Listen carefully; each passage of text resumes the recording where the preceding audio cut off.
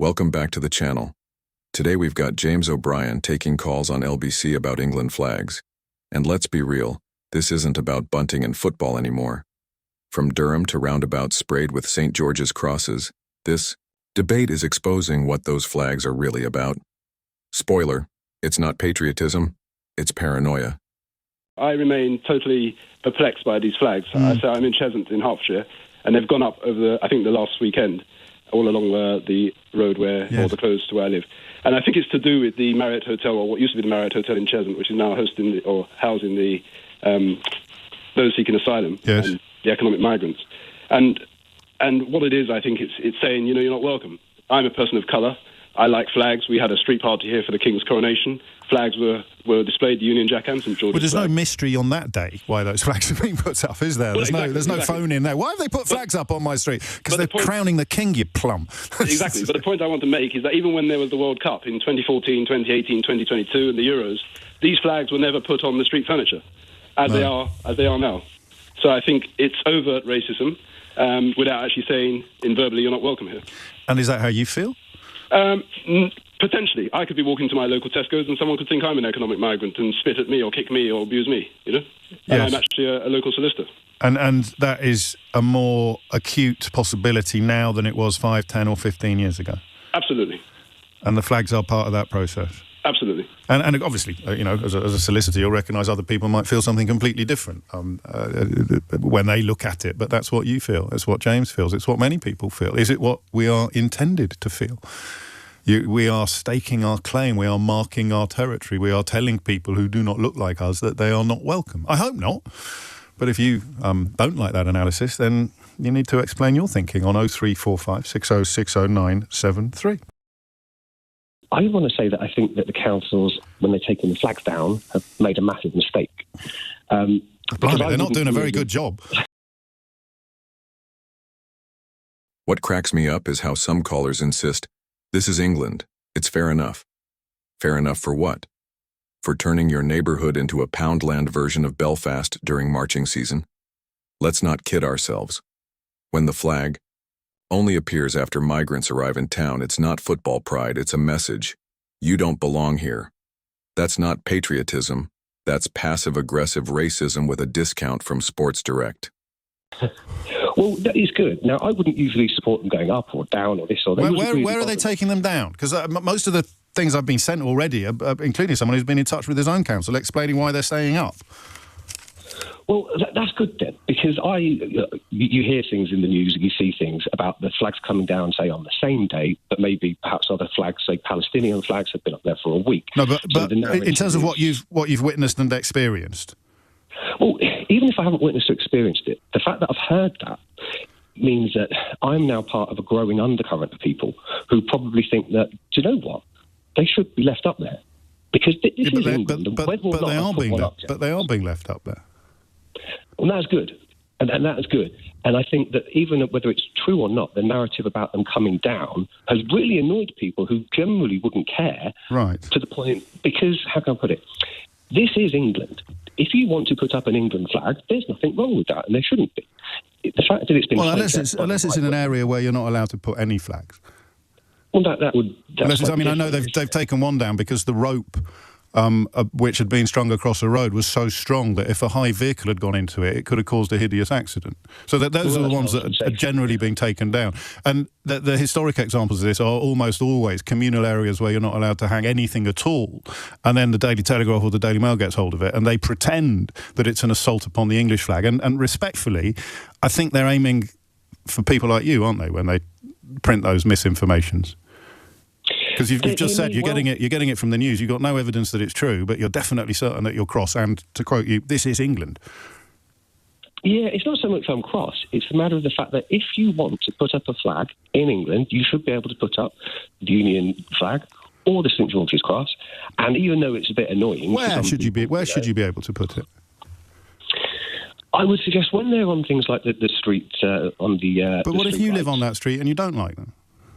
Well, to be fair, I live around the corner from Chloe Kelly, the fantastic England lioness, and her family's house has had them up. Yeah, but there's no mystery about why those flags are up. That's not the flags that we're talking about today. We established we established in the first call that this is nothing to do with support, for example, at the moment for the English rugby team. So, I'm just intrigued by this sort of blanket right that you think people have to put these flags up because, to quote you again, this is England. What if I don't want them on my street? I say what are my rights? A little bit cheeky. What are my rights? It's a little bit naughty, maybe, but I can understand it at the moment because there does seem to be an undercurrent of saying it's wrong to put up a flag.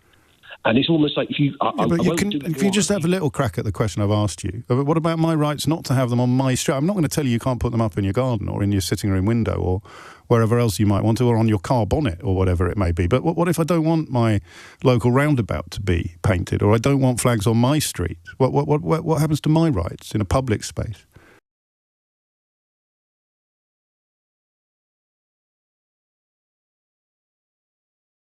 And then you get callers saying it's just free expression, no harm done.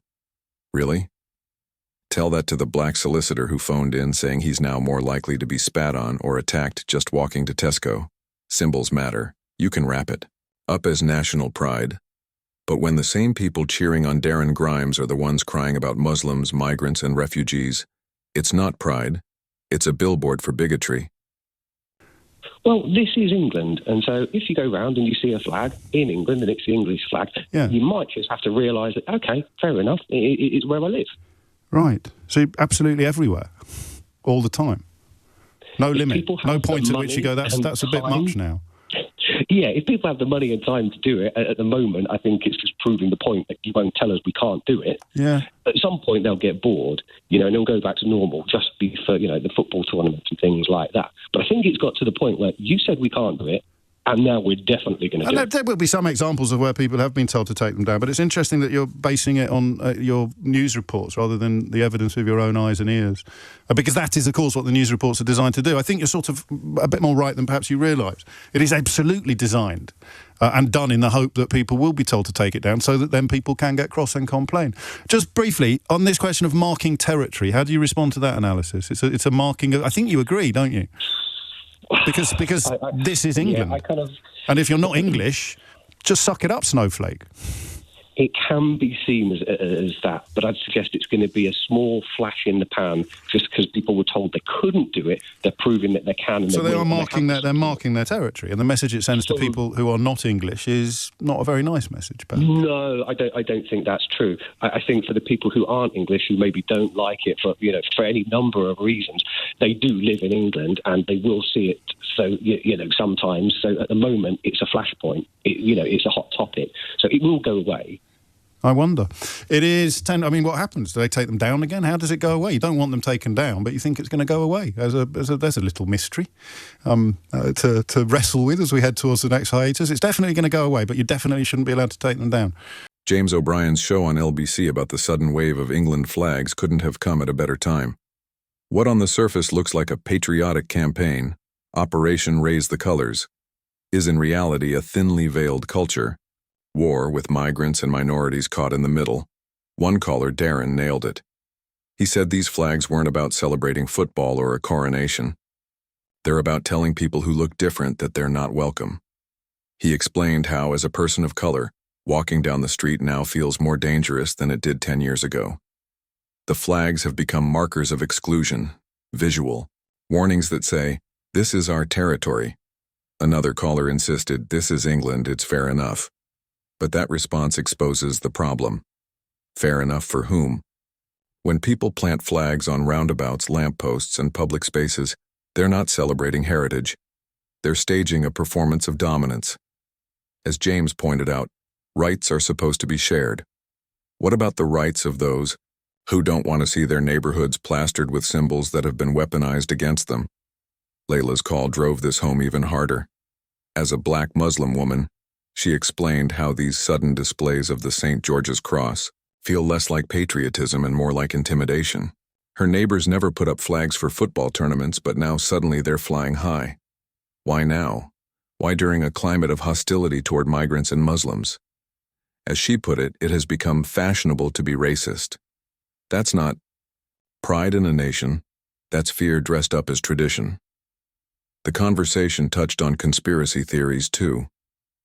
James mentioned the great replacement nonsense that's been imported from the U.S. Far-right pundits push the idea that migrants are being shipped in to replace real citizens, a claim as laughable as it is dangerous. But when those ideas filter into the mainstream press and get echoed by politicians, it creates a perfect storm of paranoia. The flag then becomes a prop in that story, not a neutral symbol, but a line in the sand. Stewart added another layer. Migrants are just the scapegoat. He pointed out that Britain is still reeling from austerity, stagnant wages, and broken promises since the 2008 crash. People are angry, disillusioned, and struggling.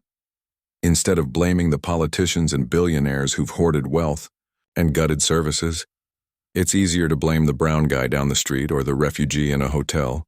That's the trick the media and politicians play. Wave a flag, blame the outsider, and keep people too divided to fight the real culprits. James O'Brien deserves credit for exposing the contradiction. People claim it's about pride, but the timing and context scream otherwise.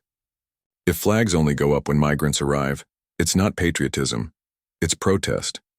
If you need bunting to feel powerful, then maybe the real issue is insecurity, not love of country. And if your main political project is painting roundabouts at midnight, then you're not a freedom fighter. You're a vandal with too much spare time. At its heart, this debate isn't about whether the England flag is inherently racist. It's about intent. Flying it during a football tournament or royal event, fine. Flying it as part of a coordinated campaign to mark territory while migrants are vilified in the press? That's not fine. That's intimidation, whether people admit it or not. The England flag should be a symbol everyone can share. But until it's decoupled from culture wars and racist dog whistles, it will continue to be seen by many as a threat rather than a celebration. As James said, symbols don't exist in a vacuum. They carry the weight of context. And right now the context isn't patriotism, it's prejudice. What do you think? Are these flags just harmless displays of English pride, or are they being used as tools of division and intimidation? Drop your thoughts in the comments and don't forget to like, share, and subscribe for more unfiltered political commentary.